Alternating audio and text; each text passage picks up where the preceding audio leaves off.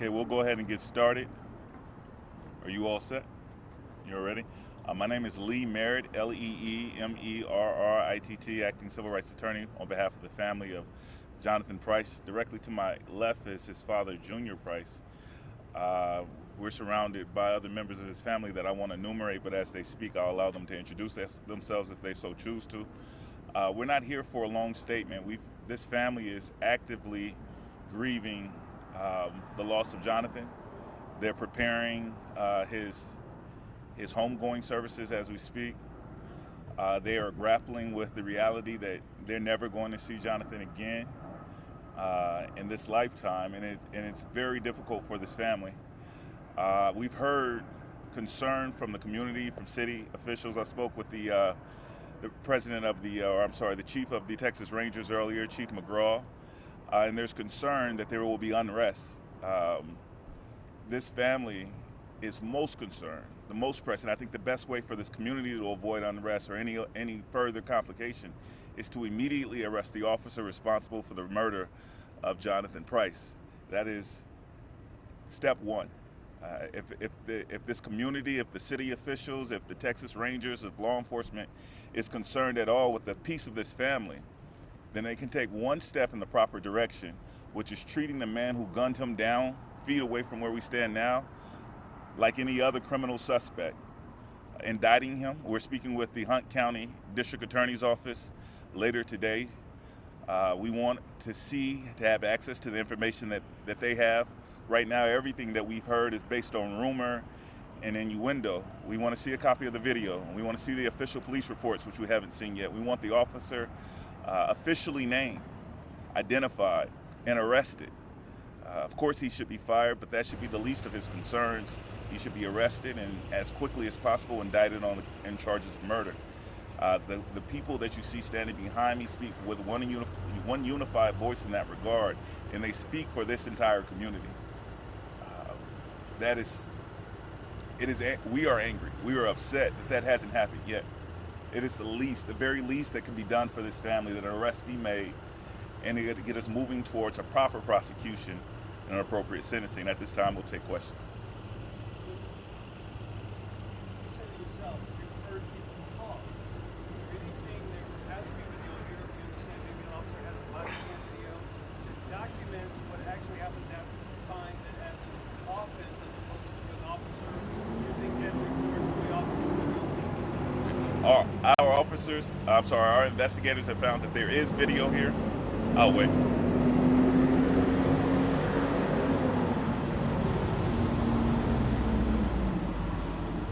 Our investigators have concluded that there was video that likely caught what happened. The owners of this facility have refused to turn it over voluntarily. If we need to go through the legal process to retrieve it, we will. We do understand that they did turn over a copy to law enforcement, to the Texas Rangers investigators, and the Rangers have been clear with the family from the beginning and with my office when we spoke earlier that they want to share with us this video. Whether or not that will be made public is actually not a concern of the family. They want to see it and they want to know what happened, but so far those videos haven't been made immediately available. I heard someone say earlier today, Jonathan Price, there's been so much focus on what has happened to Jonathan Price based on the photo. People in this community talk about his character. Is this more about what this officer did to this man because he is a stand-up guy in this community, or he just happens to be another black person in this community? Yeah. Everyone in this community will echo that this shouldn't have happened to Jonathan because of the character that he had. However, this shouldn't happen to anybody, and it happens far too often to unarmed black men, particularly in North Texas. And so unfortunately we can't divorce the race issue from it, because statistically speaking, we know that black men are 2.8 times more likely to be killed by police. And those numbers, that's nationally, those numbers are even more severe in North Texas. But Jonathan Price deserves justice. Jonathan Price deserves justice by virtue of his humanity alone. He was a great guy. He was a mentor. He was a hometown hero. He was a motivational speaker. He worked with kids. He did all those things that deserve praise, but that is not why he deserves justice. He deserves justice because he was a human citizen who was not breaking the law, who was gunned down by a police officer. Hey Lee, it's been almost 2 days since this happened. The police have said next to nothing, as you've acknowledged. In your role, how frustrating is that? They haven't even said that Jonathan Price is dead as a result of this officer-involved shooting. The initial report reflects the lack of transparency in police investigation that we have all grown accustomed to. And for these families who are not accustomed to being that kind of dismissiveness, they deserve to know every detail about what happened, and they need to know it immediately. In allowing them to enter this period of funeral arrangements without knowing exactly what happened to them is a cruel form of punishment that is directed at this family. This family deserves better. What are they telling? They're not telling us anything. When I spoke with the chief earlier, he let us know that he did see the video. He did say that he was not happy with what he saw, and that he would meet with the family as quickly as possible, and that was about as specific as he became. He was not happy because of the officer's actions? Because of the officer's actions.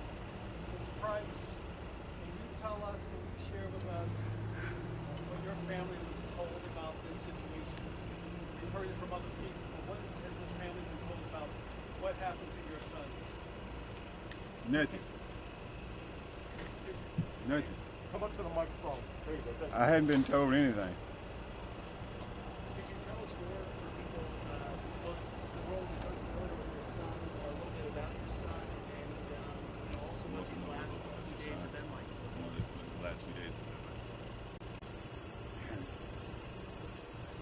I love my son, and I try to bring him up to do the right thing. Last few days.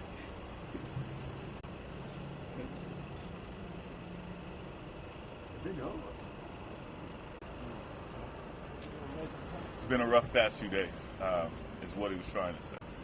Any other questions? All right, I'm going to pass the microphone over to the leader of the Next Generation Action Network, Dominique Alexander. He'll be followed by Lashidi Shimwell, City Council member from McKinney. Thank you. I would like to start off by just saying that the Next Generation Action Network, and I know the activism community across this country, stands with this Price family.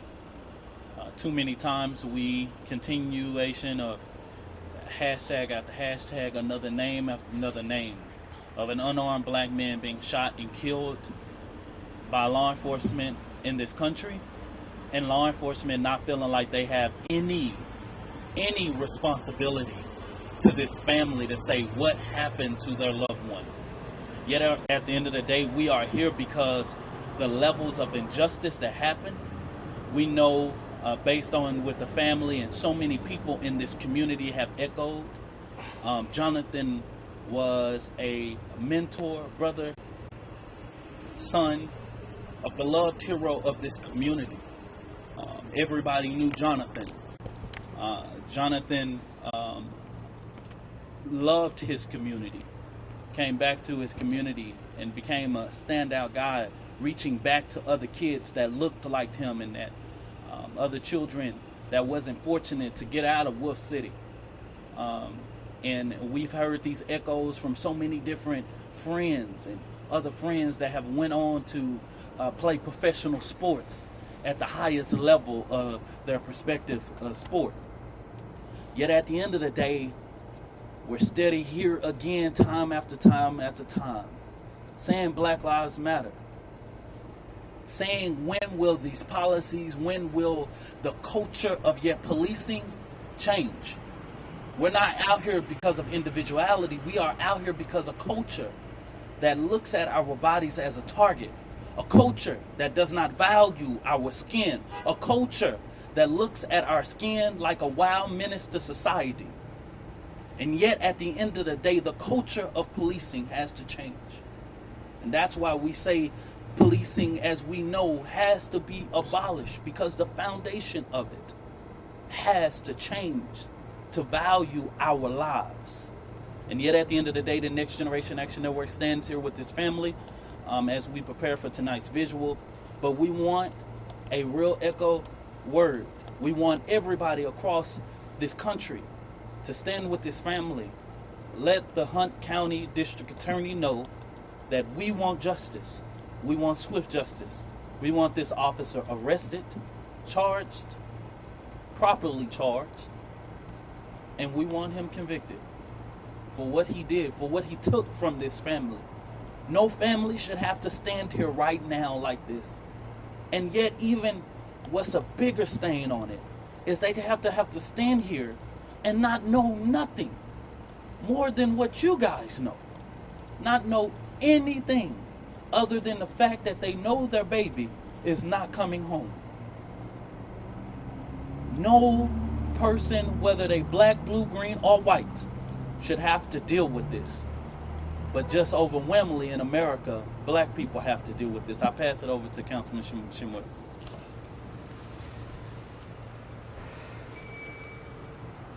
Councilman Shimwell out of McKinney, Texas. And some people say, well, what do you have to do with Wolfe City, Texas?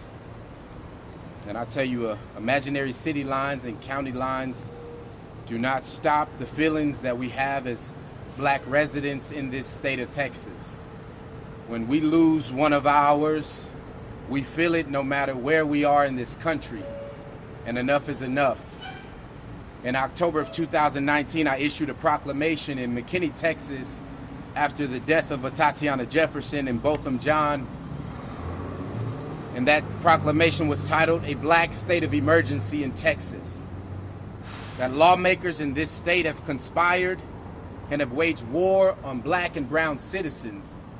And we urge other lawmakers to protect its citizens in an effort to stop senseless murders, ones like this of Jonathan Price, to save the lives of individuals like this. And I stand here with the family of the Price family and tell his father, you don't have to be strong. You don't have to stand strong in front of these cameras. You don't have to stand strong. It is okay for your tears and your cries. Your community will be strong for you today.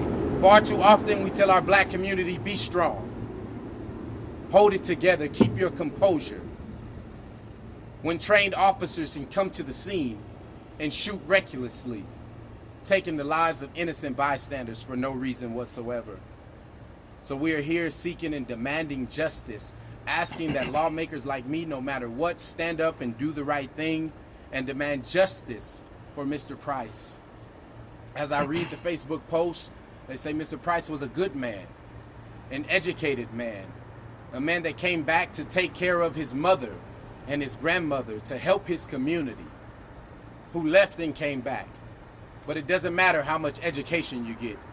It doesn't matter how much money you get. It doesn't matter if you just comply. When that officer came to here on this scene, he saw a black man and immediately saw a threat. And that is not okay. And we need to change the way that we police. This past weekend, I was in Fort Hood, hearing stories about 12 missing dead soldiers in Fort Hood, 28 from Fort Hood alone and across this country. And it had me thinking about the murder, the rape of these soldiers, these dead soldiers that can't speak for themselves. And then it had me thinking about how we perpetuate that same, because these soldiers then become our police officers. And you have a murdering and rape culture in our military, and then they come over and they get extra points to become our police officers. So we perpetuate a murdering and rape culture in our police departments, and then we wonder how our Jonathan Prices, our Botham Johns, our Tatiana Jeffersons, our Darius Tarvers, our Kathy Jo Howard Kalimas end up hashtag after hashtag after hashtag. Enough is enough. There is a black state of emergency in North Texas, and we must stand up. We are demanding justice for Jonathan Price. And we are here, and we will be here until we get justice. Mr. Price, what do you want to see happen? I wanted to see the man people coming to him. What he's supposed to have. For killing my son. Do you want more information right away from investigators? Yes. It'd have been nice if I'd have heard anything. I hadn't heard anything. Yeah. I came up here and seen my son laying there, fighting for his life. And they wouldn't let me get close to him. I told them they needed to let me talk to him, but they wouldn't let me do that. And when they carried him away, from my experience, I seen he would already had passed. I heard the officer left the scene. Someone told me that the officer did not remain on scene after shooting your son. Did you witness that at all? No, he hadn't left because I spoke to him. What did he tell you? I shot your son. I shot him. I said, why? I said, who shot Jonathan? He said, I did. And I said, what you shooting for? We were right along there. My son was laying there. What'd he say? He said, get back. So we can treat him or something, like that, or something at nature. Told me to send back. I couldn't come no further. So I went right along there. You asked him why he shot your son and he didn't tell you. He didn't say. He just told me to get back. He'll tell me later. And later ain't got here yet. This Monday. All right, we have one more member of the family who's going to speak in the book. My name is Clarence Fields, CLARENCE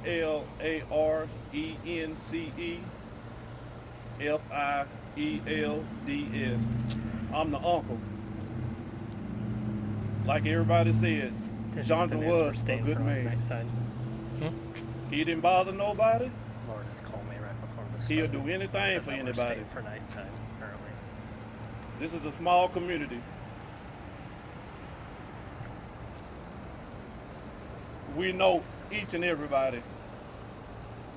I got a bunch of white friends. If I need anything, I can go over there.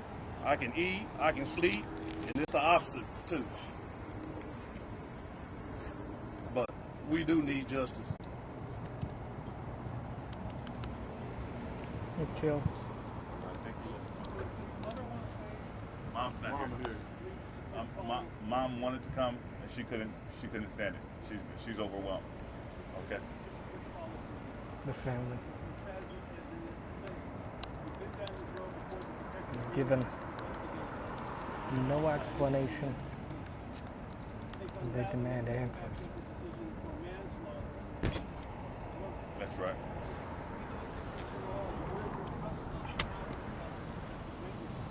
I have no confidence in the Texas Rangers, and we're strongly urging the district attorney for Hunt County to launch an independent investigation.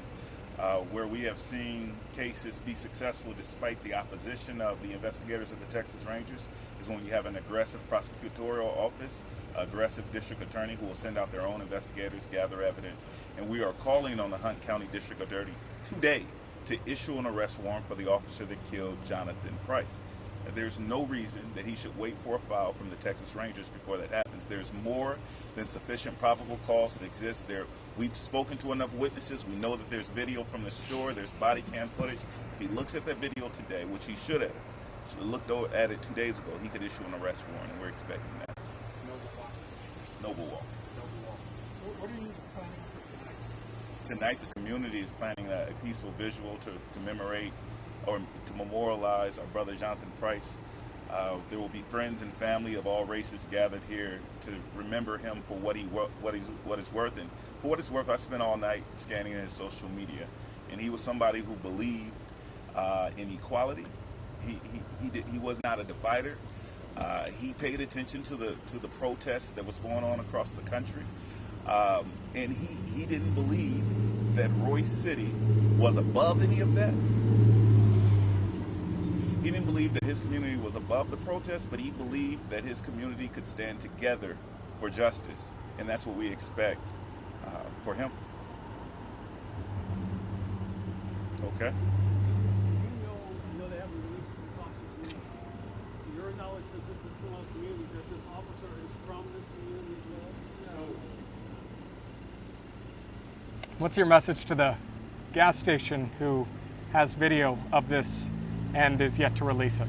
Well, you know what? My office is writing a letter to the owner of the gas station demanding the release of that video. They've turned it over to the sheriff's department. Well, the sheriff's department's officer was responsible for killing Jonathan Price. In other words, they turned the evidence over to the defendant, but not to the family who lost the loved one. That is incomprehensible. It's not what's required by law. If law enforcement instructed them not to share that evidence with the family, then shame on law enforcement. But we expect transparency, and right now they are complicit in a cover-up, and we expect that video. Okay.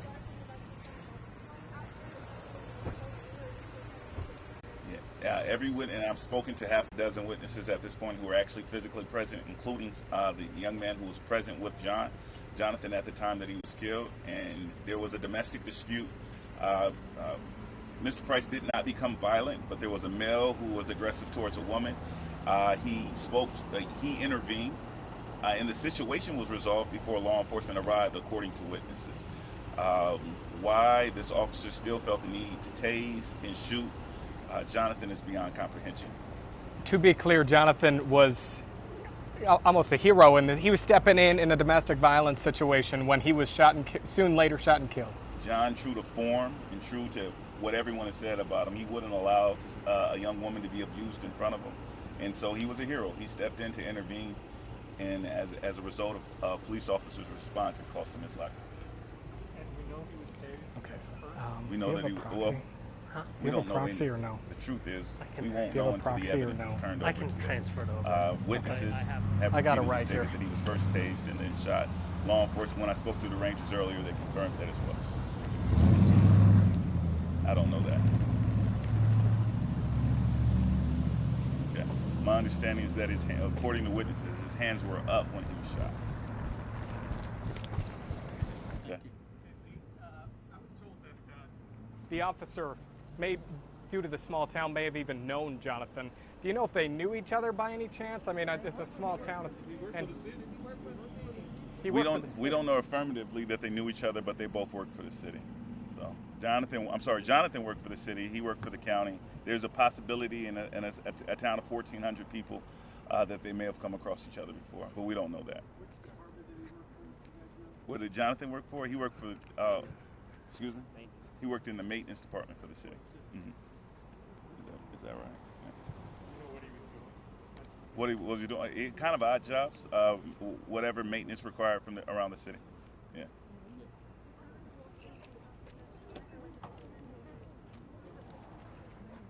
Yeah. Again, I can't confirm that. Yeah. And just to be clear, you have been hired by the family? Yes. Okay. Thank you, Lee guys. Merritt representing the family.